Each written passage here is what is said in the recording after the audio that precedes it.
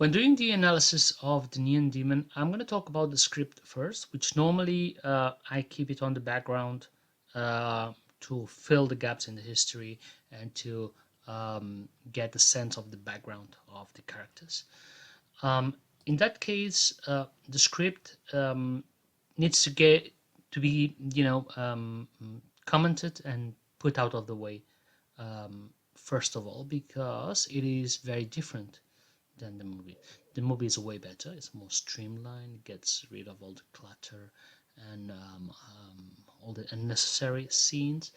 But most of all, because Nicholas Winding Refn, he records on a chronological way. Okay, so he records in a way in which every day records, you know, whatever happened in a recording stays, and whatever comes afterwards, it is built upon what's already being recorded. Plus, he inputs, he welcomes the input of the actors, the main actors, and therefore the story is being written while it's being recorded.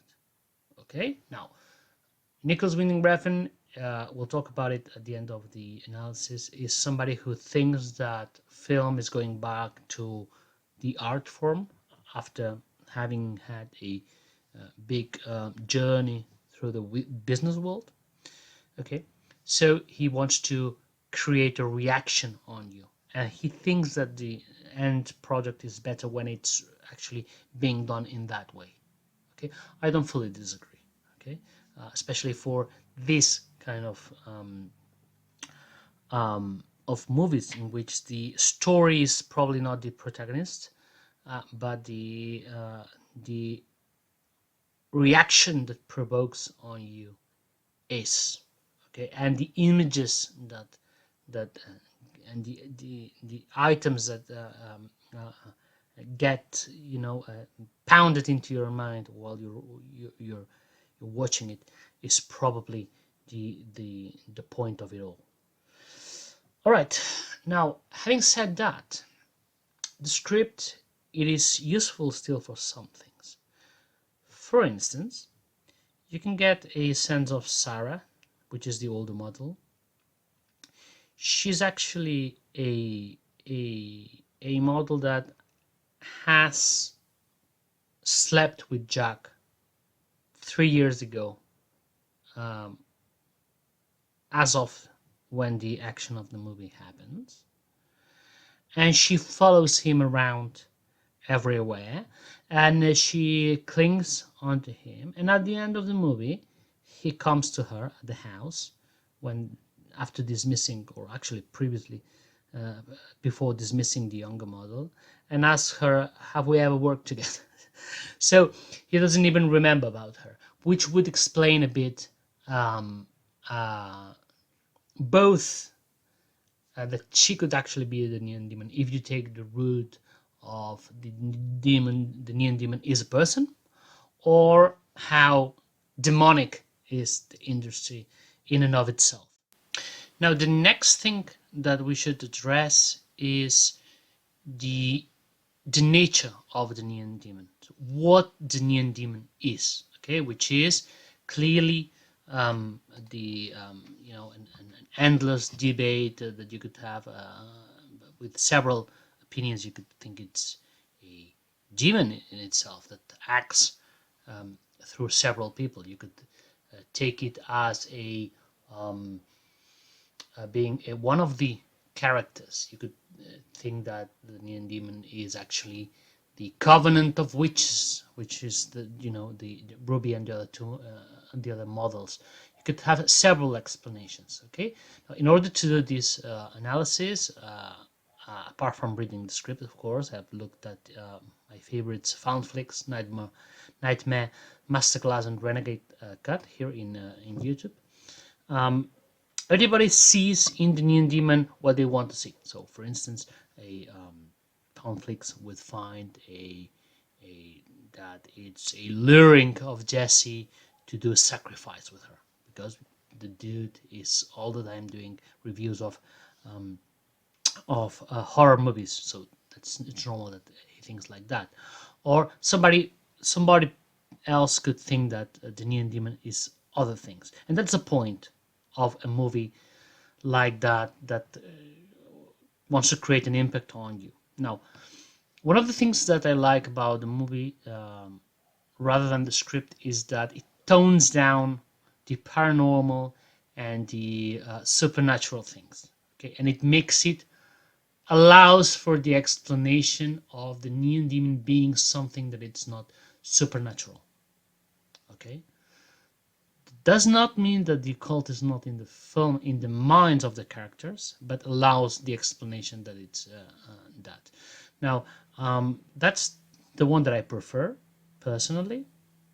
I think that the Neon Demon, I hate social theater and things like that, but I think the Neon Demon is found in the coldness of Jack's eyes. Is found in the coldness of the interview lady that interviews Jesse. It is found in her pressuring her to sign and forge the signature of her parents. So, in my reading of it, the one that I like the most, okay, is the Neon Demon being the industry itself intertwined with narcissism of the victims of that industry. Okay, that to me is the Neon Demon. Other explanations are perfectly valid as well, especially coming from where the script comes from. Okay, um, all right. That does not mean that when they eat her, they are not thinking really that they will actually get younger. You could actually have an explanation that says, as some of those references say, that yes, when they eat her, they get younger and they get more work. Okay, all explanations that are reasonable are valid. My preference is this one. If you, however, like the paranormal and supernatural explanations, which are very, very valid as well, you could have several things in the script that you don't see on the movie. For instance, there's a scene which dead Gigi's at the ocean, and the dead hand of Jesse pulls her down to the ocean, and then she goes and ends up dying at the office of her plastic surgeon, which is ironic. But I think that's a scene that would have been a bit pedestrian for what Nicholas Winding Refn is trying to do here. I think he's better than just a horror film director. Um, Other things that you have on the movie that you don't have on the script is the relationship between the moon and the eye. The whole scene of Jesse and Dean overlooking the city. It's not on the script. It's done on the go, and I think it's one of the best. Um, so that relationship, which is a bit, it's not perfect, is established in that place, but it's an element that adds to the movie. Another thing is the streamlining of the characters. So in the script, Jesse is a bit more corrupt from the get go. Dean has a bit of a creepier uh, mm, uh, character in the script, which makes it worse. Because the good thing in the movie is that you have the archetypes, and then Dean is actually, I wouldn't say a good guy, but it's like a guy. He is on the normal world. He is her link It's Jesse's link to a healthy, functional world, right? He's not a monster. He is a guy that, of course, he's infatuated with her. He wants to be good, although when he's pointed out that he would not look at her if she wasn't beautiful, is a good touche on him, but is somebody that reacts normally when she tells him that she's underage. He says, "I have something on the stove. I've got to go." Like a bit of a joke, but a bit not. All right.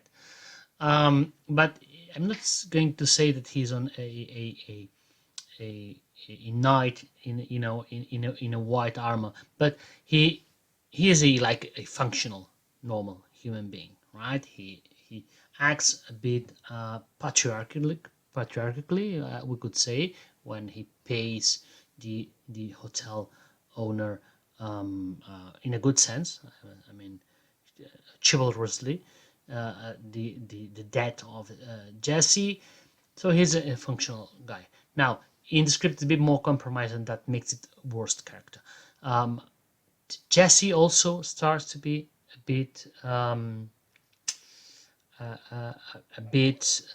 is more corrupted, let's say. I don't like the word, but that advanced in her progression, let's say, in the script, and that makes her worse as a character.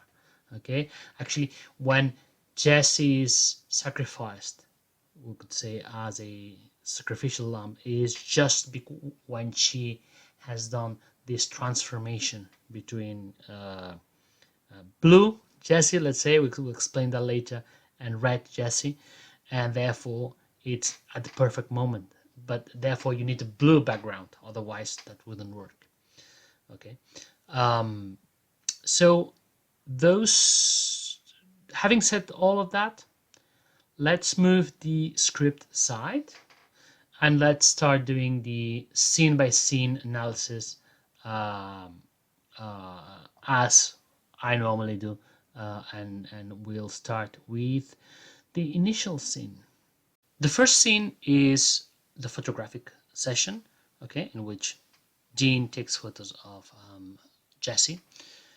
We have this very impactful image, okay, in which you can see the main colors, and you can see our colors will be red and will be blue, and purple, which is the intermediate, okay, is the transition between from blue into red.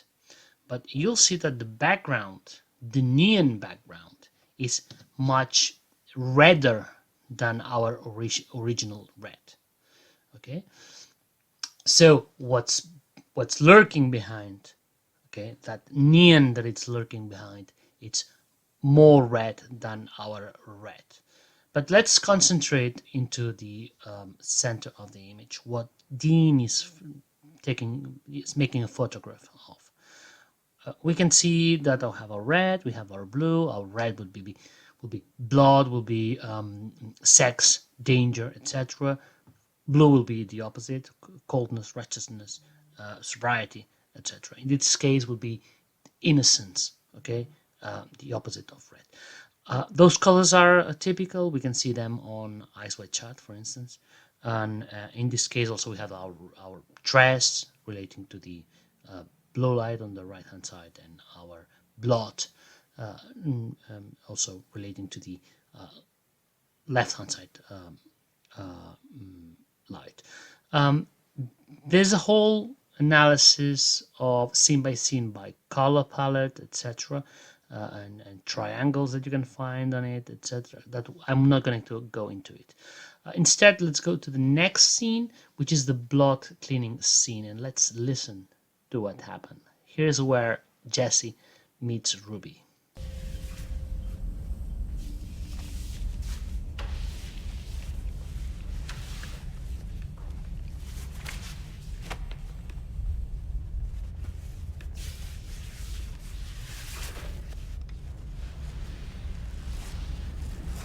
Am I staring? A little. Sorry. have such beautiful skin.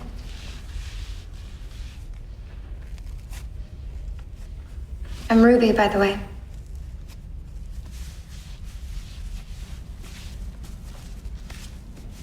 Do you have a name, or you want me to guess? Jessie. Jessie. And you just get to LA, Jessie? How'd you know? You've got that look. Oh, don't worry, honey. That whole deer in the headlights thing is exactly what they want.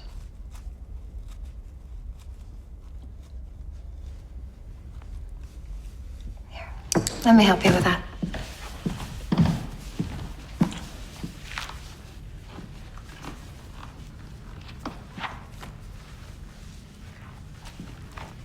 Are you a model? No, I do makeup.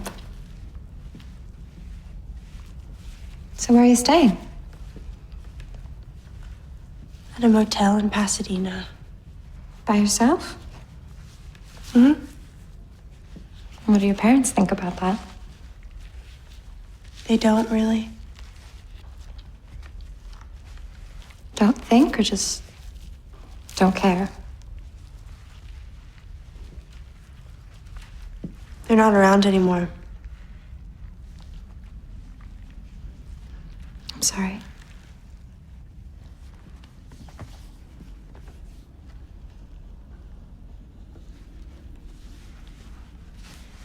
Hey, you want to go somewhere? Where? A party? What kind of party? The fun kind? Okay, first of all, Jane Malone is amazing as an actress. Now let's see. Before looking at what's happening here, let's see at the game of mirrors that we will find throughout this scene and also throughout the whole movie. You can see that it's constantly making a reference to the reflection on the mirror. That's very apropos of the movie because, of course, it's about image, about beauty, about image, and therefore it's all about how you see yourself and also about how others see you. Okay, we'll see that throughout the movie. What's actually happening here? Ruby is coming on to Jessie quite straight away. She does it as a woman would do, okay, not as a man would do. She gets closer to her bit by bit. Of course, Ruby means red, okay, so she's also like, let's say, the bringer of sin, or you could say the bringer of the neon demon, if you have this theory. And she's coming on to Jessie, even if Jessie doesn't register that, or either because she's innocent or because Beth also she plays innocent, so it could be both. And we see that as soon as Ruby gets close to her, immediately asked about her parents, if she's new, what about her parents. And when she learns that she has no parents, immediately invites her to a party. Now we see that party. Jessie is introduced to the two models. We see the reaction in both of them. So Gigi acts so amused with overconfidence, looking at Jessie when she's actually sizing up the competition. She will react in the same way all the time, probably because she's less confident. And Sarah immediately, she's polite, but she also, you can see that very clearly, is sizing her up as competition. Okay, we can also see that the photographer, Jack, isn't at the party and looks at her, fixates on her, okay, which is also very telling. Next, we'll see the bathroom scene with the three girls plus Jesse, and we're going to listen to that as well. God, I love this color on me. Red rum. What? That's what it's called. They say women are more likely to buy a lipstick if it's named after food or sex. Just think about it. Black honey, plum passion, peachy keen. Pink pussy. What about you, Sarah? What would your lipstick be called? Fuck off. Out. What about you? What about me? Are you food? Or are you sex? She's dessert. Because she's so sweet.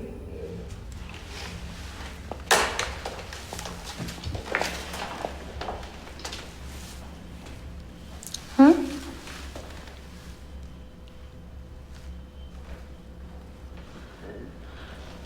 Shouldn't we get back to the party? Don't talk.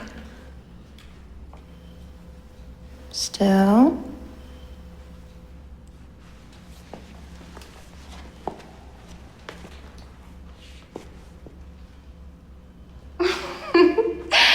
So, what do we think? I think that I wish I had your hair. Is this your natural color? You're just so beautiful. Don't you think that she's just perfect? Is that your real nose? Yeah. God, life is so unfair.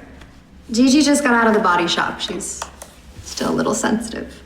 You had work done? You say that like it's a bad thing. Sweetie, plastics is just good grooming. Imagine going a year without brushing your teeth. I go to this guy in Beverly Hills, Andrew. Dr. Andrew. She's in love with him. Of course I love him. Look at me. He calls me the bionic woman. Is that a compliment?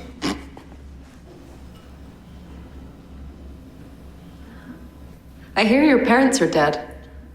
That must be really hard for you. Do you have other family? No. No one at all? You must have a boyfriend.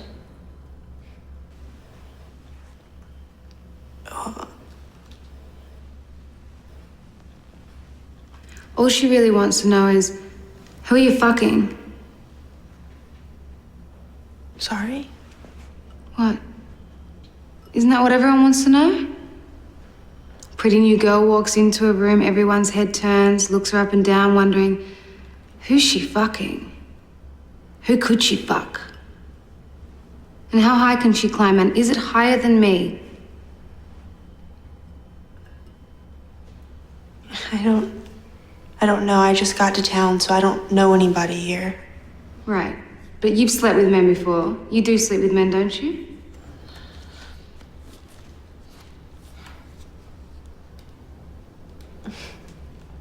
All the time.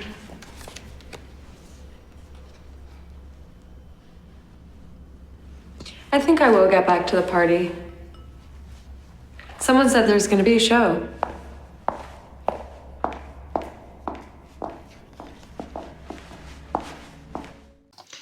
Okay, before discussing the scene and what's happening on it, let's talk about these mirrors again. And I promise not to do that at every scene, but in this case, you can hardly find a moment in which they're not talking through mirrors. Okay, so it's this thing. Maybe apart from the end, in which the three the two models and Ruby are on one side and Jesse's at the other. It looks like it's being questioned. This it's almost like she's in front of a tribunal. Okay. Other things, other references, Red Rum, of course, murder, reversed, as per The Shining. The main iconic phrase, "Are you food or are you sex?" which foretells the story. This is actually not in the script, okay? And I think it's one of these genius pieces that appear on the recording. She is indeed dessert. She's killed at the end.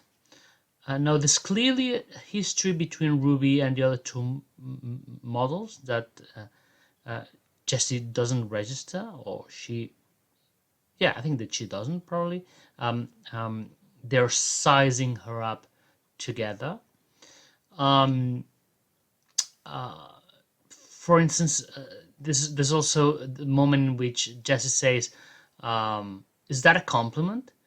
In response to, they told me that I'm, he calls me a bionic woman, and Sarah laughs, like registering that she actually insulted her very, very much. Jessie at that point is insulting her, either unwillingly, or again she could be playing a bit coy and doing that.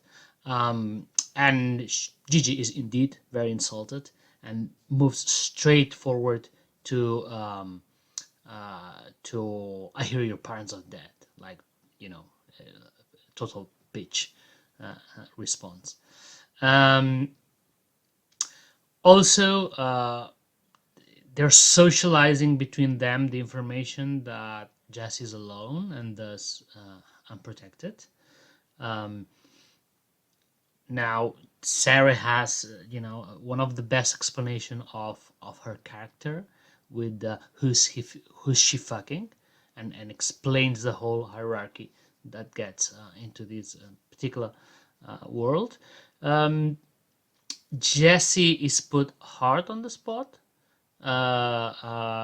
She doesn't want to reveal that she's a virgin, but she totally does by her answer and behavior. Okay, and finally, there's this piece to notice when Gigi already left, and Sarah looks briefly at Ruby before leaving, saying like, "Who did you bring here? Okay, what are you doing with this noob?" There's a moment, it gives you the sensation like Ruby is a bit an advocate of Jessie in front of the others, a bit saying, "Don't kill her," okay, because I want to fuck her, basically. It gives you this sensation. And also at the end of the scene, there's a moment in which Jessie briefly smiles at the mirror, showing you that she's not that innocent. And much of this was play.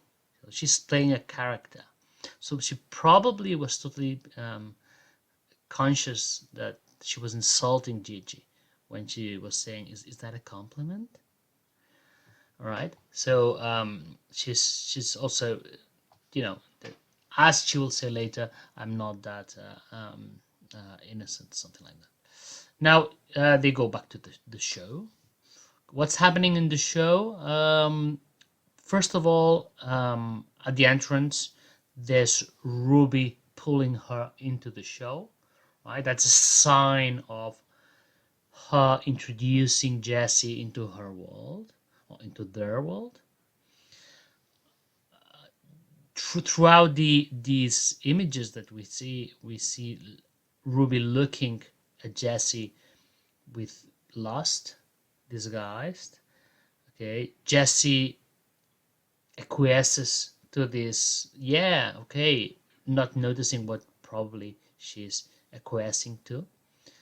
We have this exchange of looks between Gigi and Jesse. Gigi secretly also wonders about her in an overt, not in an overt manner as Sarah does, but she's clearly covering up that, but she does. Sarah looks at her as well and also gets caught. Ruby misreads the look by Jesse's approval to get close to her sexually, I believe, when she's looking up, like saying, yeah, I'm gonna do her. And Jesse, also at the end of the scene, we can see that she's moving forward, right? It disappears on the right hand side of the screen. Okay, so she gives the sense of progression into the world of the Neon Demon. Okay, and you know, and embracing the power of her beauty, and it gets, you could say, metaphorically hypnotized by the Neon Demon, especially with all those lights. Okay. Briefly then, we see Jessie leaving her apartment for the agency. You can see the shittiness of the place, and now we're gonna see the interview at the agency, which is also very revealing.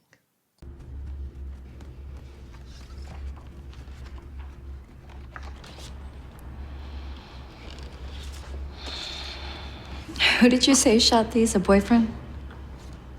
Not really. Not really, or no? No. It was just some guy. He found me online. Be careful with that.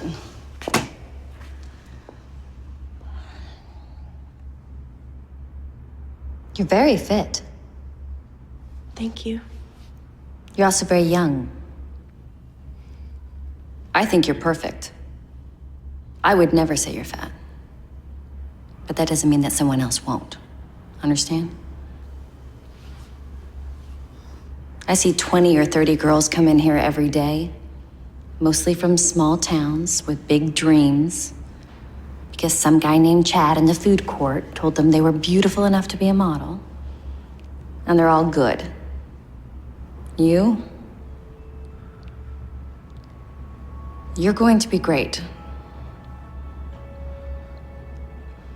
Some girls crack under the pressure, but if you do okay, then we're off to New York.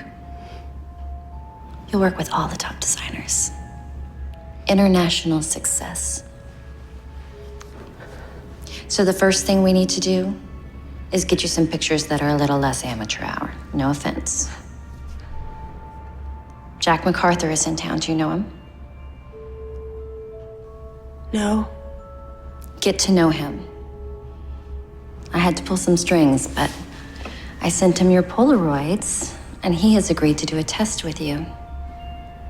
How does that sound? Sounds great. Sounds good. Well, there's just a teensy bit of paperwork. I'll need a copy of your driver's license and a voided check, and I can take those right now.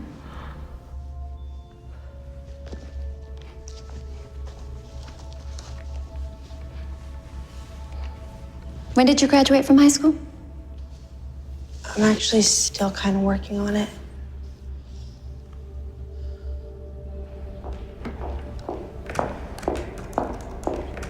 I need a parental consent form.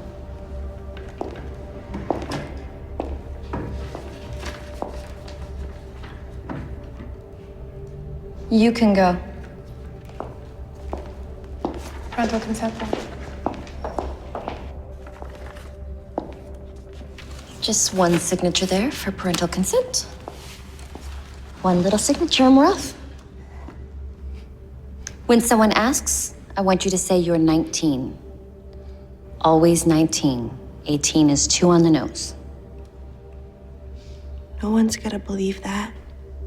Honey, People believe what they are told. So my favorite interpretation is that the Neon Demon is the industry and the everything that surrounds it, including what allows it, thus the narcissism of people that get caught into it. So this is a perfect example. This lady that's doing the interview, the way she thinks, the lessons that she expresses, the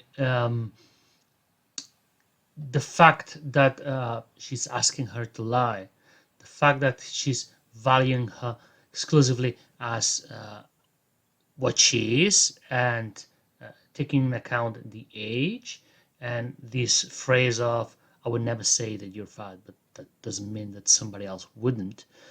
Okay, is everything. It to me sounds like a demon, like the Neon Demon, including the reaction of Jessie when she gets the news that she's good, okay, that she's gonna be great. You at this precise moment you hear a music that's like the leitmotif of this narcissism, while she starts to smile and she cannot contain her happiness about that. Okay. There's also of course this little detail in which there's like three beautiful perfect girls sitting outside, and the lady goes there and just dismisses one of them, just without any second thought. Okay, next we have that little short scene in which she's forging the signature of her parents, and then we have the outside with Dean scene. Let's look at it.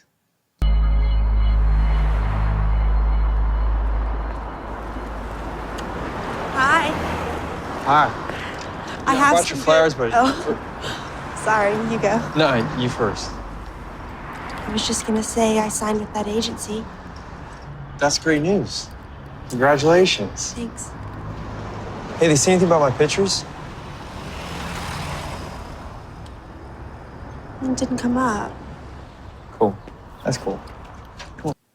Apart from the fact that she lies to him to keep him, at her side, despite knowing that he has no chance with his photos. In this scene, I'd like to look at the aesthetics, look at the colors, look at the images. It's extremely beautiful. Then we have a little moment in which at the car, you can feel how he's looking at her, how he's up to her, and then we go up to the mountain. Well, I don't know what's exactly, but it's a classical view of LA from above, looking at the city. So popular in so many movies because they're done there. So and we're going to go straight into a little part in which she does this little speech that was not in the script, and it's a nice addition that was done probably on the go or re-scripted during the filming of the film.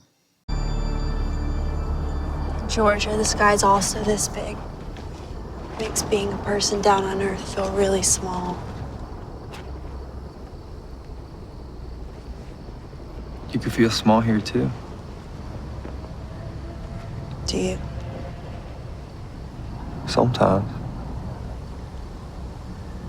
When I was a kid, I would sneak out into the roof at night. I thought the moon looked like a big round eye. And I would look up and I'd say, "Do you see me?" And I'd stay out there for hours. Sometimes I'd fall asleep. Just dreaming. About what?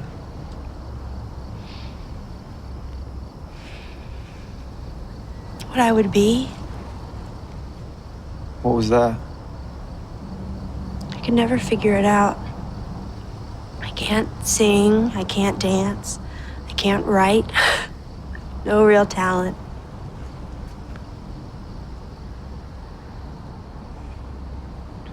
But I'm pretty. And I can make money off pretty. So, I think you're probably good at a lot of things. you can't tell. We just met. We didn't just meet. We met the other day. Trust me. I can tell.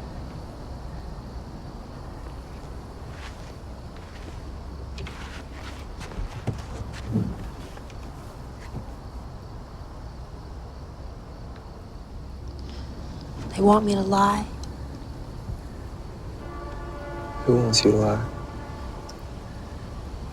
The agency. They want me to say I'm 19. Well, how old are you? 16 last month.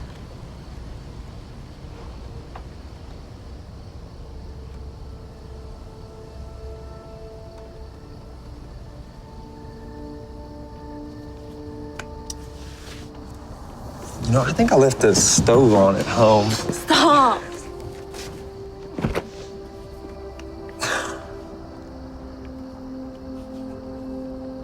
Listen, I think you ought to do what you think is right. So, because of the change in the color of the sky, we know that they've been spending a lot of time there. Okay, from the afternoon until night. This is actually a date. Okay, although it will never go to its fulfillment. He's enjoying her company. He's overwhelmed by her beauty. As a young man, I can tell you that I can tell you as a man that as a young man you could actually have that happen to you, that you're just don't believe that you're with such a beauty that you can look at it and enjoy it in a way that just overwhelms you. And she's feeding off of his attention. Okay, young girls love attention.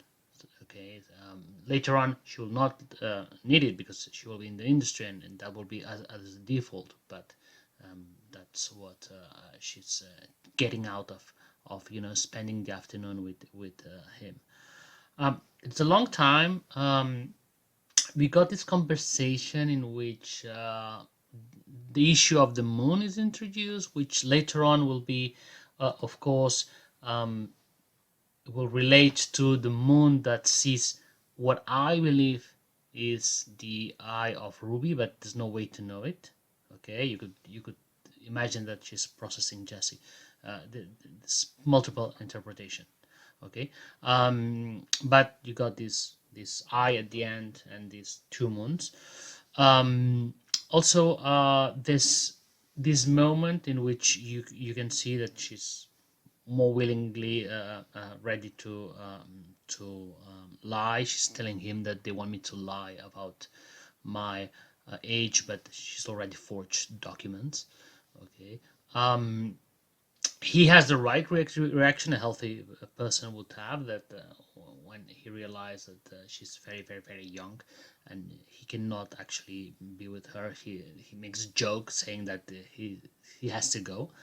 Okay, and it's a very, very nice scene, one of the best in my opinion. It's the opposite. Dean is the opposite of the hotel owner. Okay, not in the original script. Then they go back to the hotel. He leans for a kiss. It's very iconic and very classic way how she dismisses but not trying to hurt him. He pursues her. Okay, what the young people now would be saying that he simps for her, which is a dismissal of a very normal attitude, and points at the moon again, and she says, "Okay, let's spend some time together, some other moment."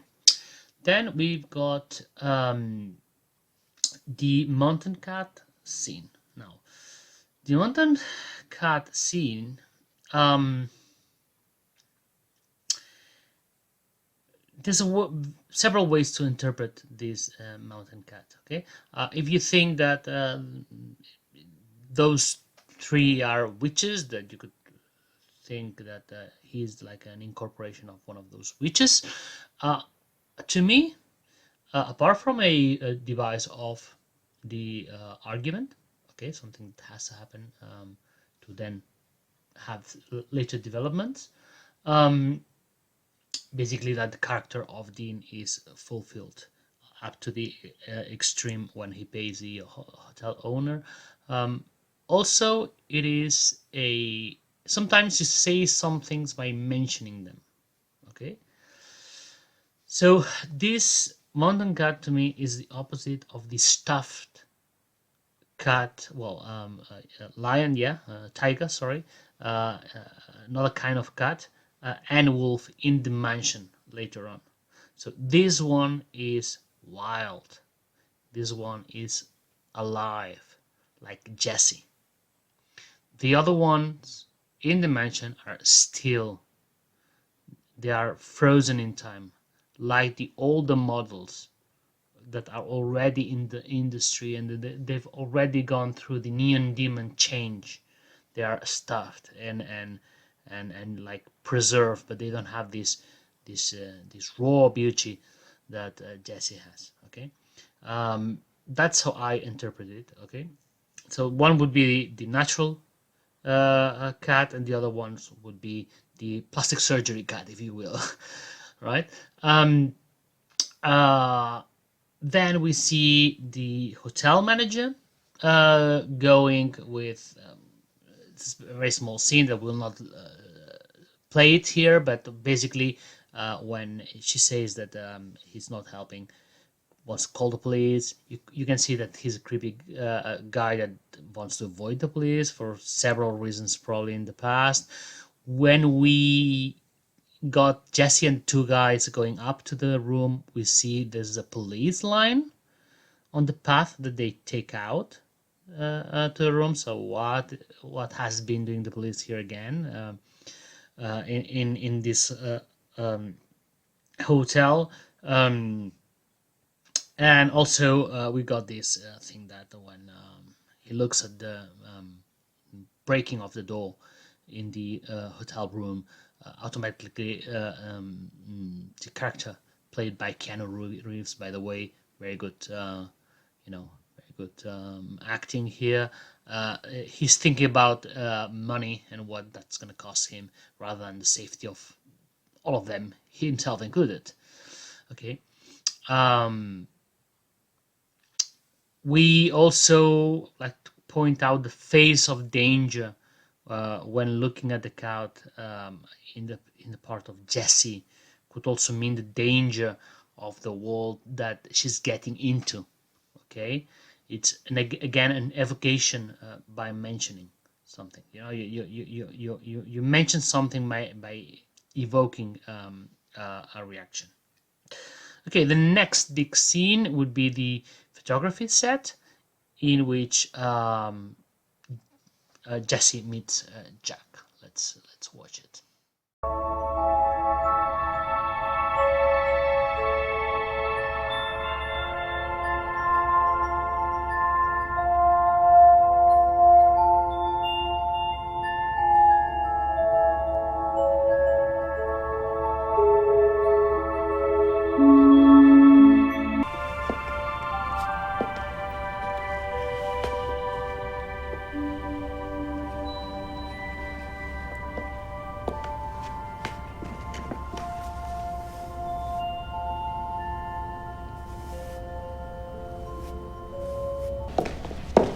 Jack?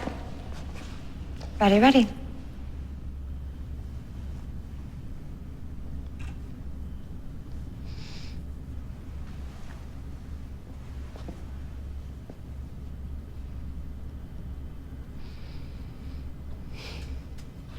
Take off your shoes. All right, everybody. Thank you for your work. It's gonna be a closed set.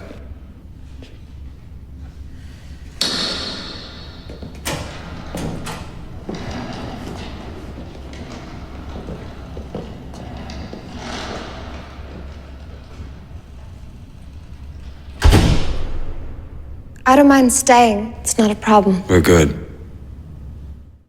We have seen that several things. First of all, when Ruby turns around, there's music sounding, right? It's like a music that represents the infatuation that she has with Jesse. She goes for a kiss. She grabs her arm. Look at how she looks at her when doing her makeup, right? You can see that there's love in her, right? For Jesse, at least lust, okay? But she's being taken by this beauty, right? Then this is the character of Jack. Now Jack is the second person I think it can take a corporeal form for the Neon Demon, not as an actual demon of a horror movie, but as this spirit of the industry, exactly, things like that. He's so cold. He doesn't react to anything. He immediately looks at her and gets, wow, this is something special, and dismisses the whole crew and says this is going to be a cold set, everybody out.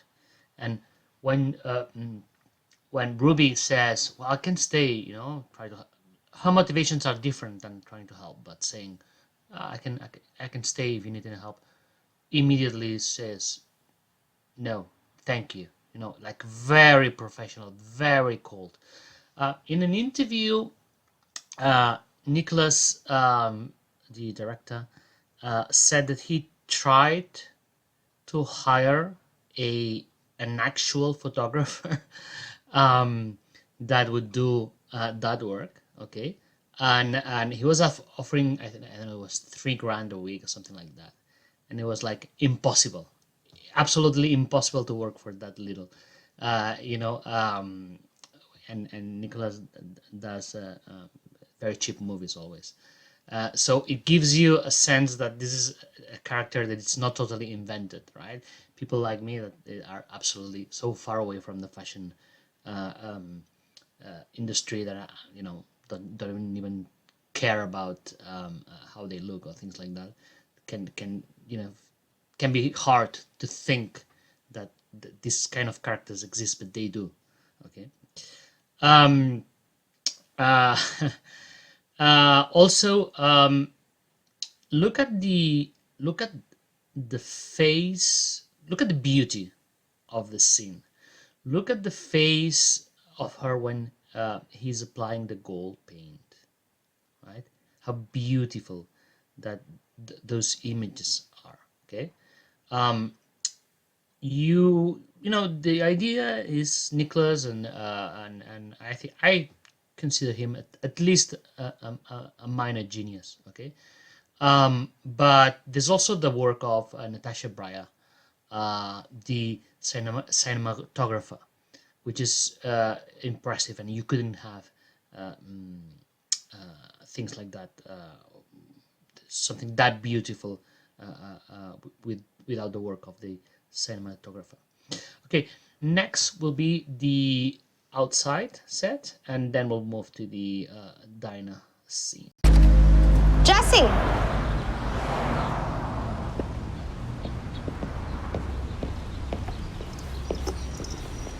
You're still here. How did it go? It went good.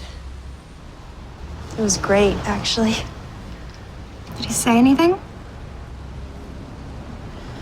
My agency said if the pictures turned out good, he might consider them for an editorial. Do you think he would? I think he makes a lot of promises to young girls. What I should go before my meter runs out. I don't think you should be alone with him.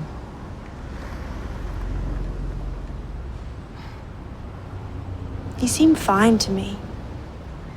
That's not what I'm saying, Jesse.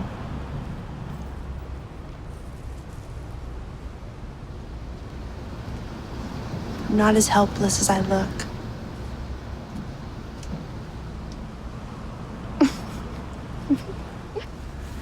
You promise me something? You call me if you need anything? Night or day, doesn't matter. Give me your phone. It's good to have good girls around. Of course, she can trust him. He's a nerd, and he's looking at the images, not at her. He's not gonna abuse her. What Ruby is doing here is she's posing a hypothetical threat, and then posing as a savior. So therefore, they will bond, and she is also planting the idea of calling her and her phone number. Okay, so let's move to the diner scene with the three women, and let's look carefully at the conversation, which is going to require a certain explanation later on. Sorry I'm late. Would you like to hear the specials? Sure, You're not gonna eat it. but they work so hard to memorize them. Today we have a loaded baked potato with a side of broccoli, a pan-seared halibut served with rice in a fruit cup, and a steak sandwich that comes with fries. If I don't want fries, could I substitute the fruit cup? If you just want the fruit, you'll have to order the fruit bowl. How about we just have 3 coffees? And a fruit cup. How's the shoot? Jesse was there. Who? Oh, yeah, her. Why? Jack was shooting her. What? She's been in town for like a minute. He brought her in for a test. Jack doesn't test new models. Well, he does now. Apparently, he thinks she's gonna be this giant star. Jack shoots me all the time. That's not gonna last. What's that supposed to mean? It means your expiration date's almost due. Who wants sour milk when you can get fresh meat? Right.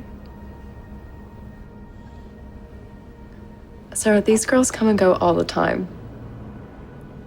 She's not special yet. You have to admit there is something about her. Like what? She's young and she's thin. No, it's more than that. She has that thing.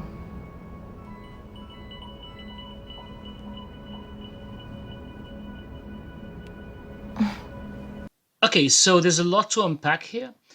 First, let's get Gigi out of the way, because we're not gonna explain everything that she does, but in this scene, she's very telling of her personality, right? She mistreats the waiter, which is always a sign of a douchey person. She makes believe that she doesn't know who Jesse is, and the other two are looking at each other saying, come on. And she finally says, oh yes. She makes light of the situation when at the end they're concluding that that she's a rising star. She's saying like, well, these girls come and go. So she is a person that by her nature she don't want to face conflict, and she thinks that by dismissing it will not happen. Okay, that's very representative in this scene of the personality of Gigi.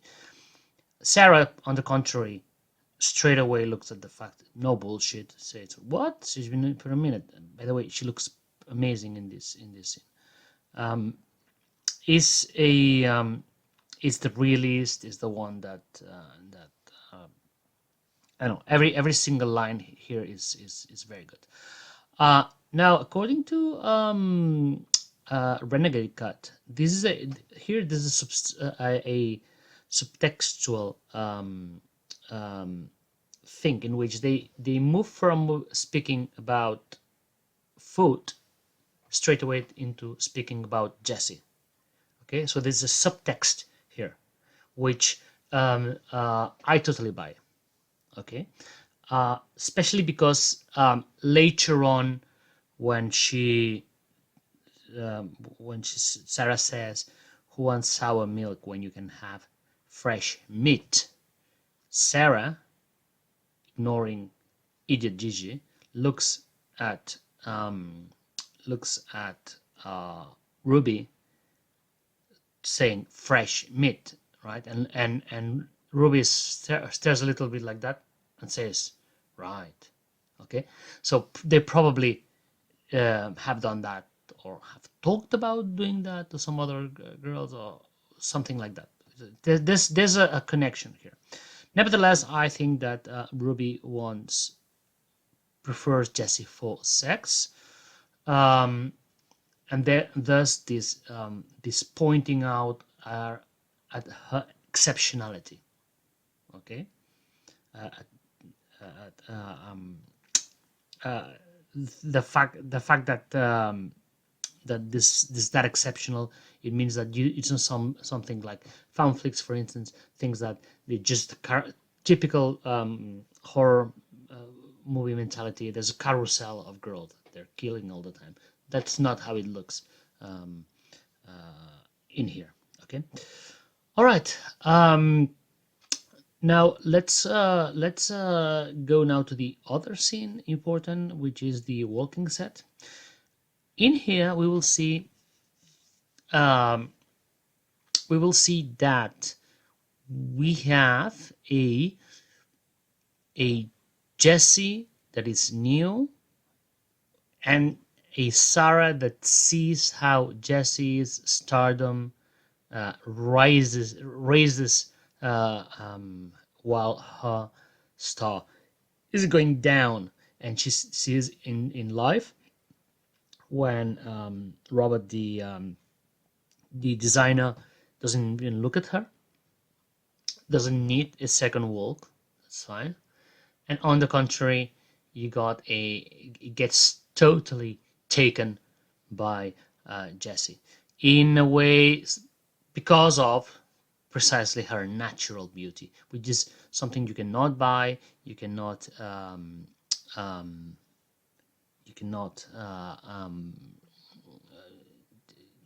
only aspire to, but it has to be God-given.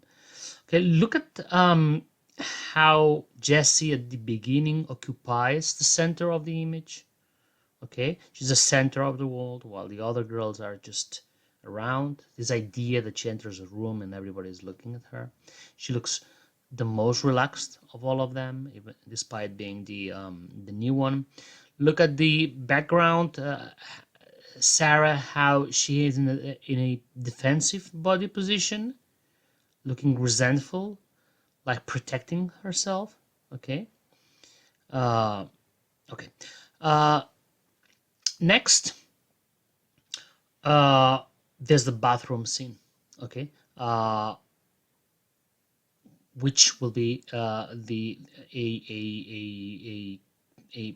landmark of this film. Okay, we can see in the walking set scene how at the end Sarah is crying.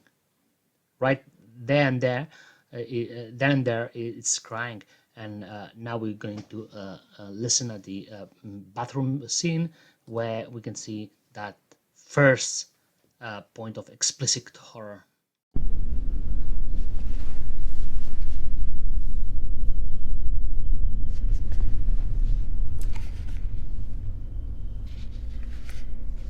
You should really fix this. I don't want to fix it.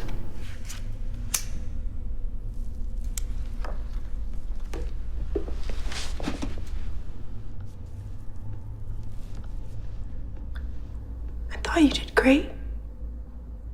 Honest. Don't do that. Pretend that you don't know. People see you. they notice.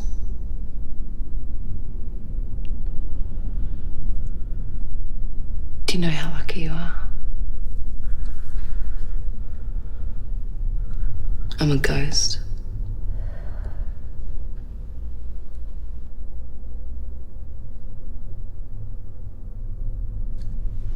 What's it feel like?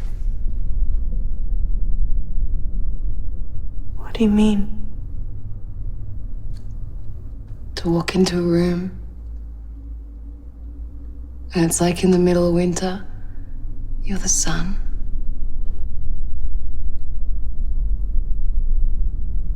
It's everything.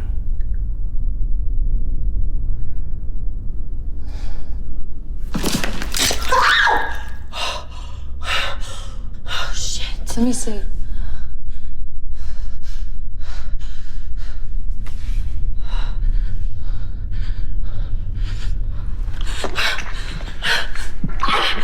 Stop! Stop! Amazing scene, iconic scene. Sarah basically has just broken the mirror because she cannot look at herself anymore. She's irrelevant. More importantly, she does not have beauty, which is how these people value themselves. Jesse comes in, tries to play friends, to play coy. She's what you would expect. Sarah, of course, is the no bullshit one. She immediately strips any barrier or any facade that she would pose and says, "I'm a ghost. I'm irrelevant," and very earnestly goes and says, "Tell me what it is to be like you are, what it is to be this sun in the middle of the room." And for a moment, Jesse, which is also somebody that puts a facade, everybody, we could say it, right? But these people especially. And for a moment, she lets go and says it's everything, right?